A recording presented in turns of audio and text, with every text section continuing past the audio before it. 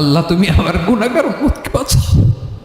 এই দুনিয়ার বুকে রব্বুল আলামিন সব নবীকে একটা করে দাওয়া মুস্তাজাবা দিয়েছেন, মানে যে দোয়া করলে কবুল হয়ে যায় সাথে সাথেই।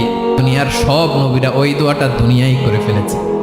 বিশ্বনবী বলবেন, আল্লাহ ওই স্পেশাল দোয়াটা দুনিয়াতে করি নাই, আজকে আমি তোমার দরবারে দাঁড়িয়ে কিয়ামতের দিন ওই দোয়াটা করছি। আল্লাহ আমার যে উম্মতের হৃদয়ে যাররা পরিমাণ ঈমান আছে, আমার একটা উম্মতকেও তুমি জাহান্নামে ঢুকাতে পারবা না।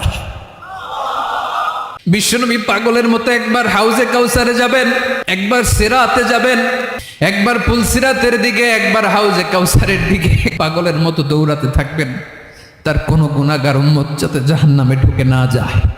উম্মতি বিশ্বনবী আমার জন্য কাঁদবেন, আপনার জন্য কাঁদবেন, আমাদের জন্য সেদিন কেঁদে কেঁদে জাহান্নামের দরজায় দাঁড়িয়ে আমাদেরকে টেনে টেনে জান্নাতে ঢুকাবেন।